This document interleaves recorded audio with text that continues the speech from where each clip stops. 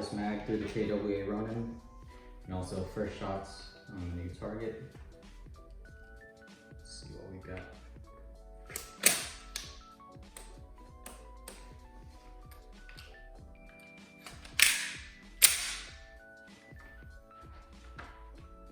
About 10 feet.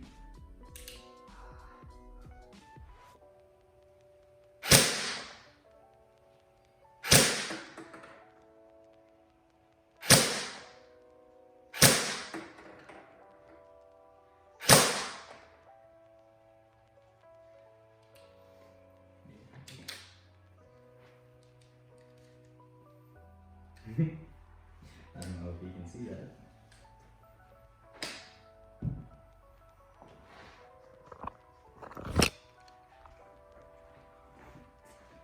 So obviously need to adjust, but that grouping, I'd say first impressions, this thing is pretty dope. So I'm gonna check for some back deformation on our backstop, which was the frame backing that I just found in the garage. And as you can see, 5 shots, no deformation right there.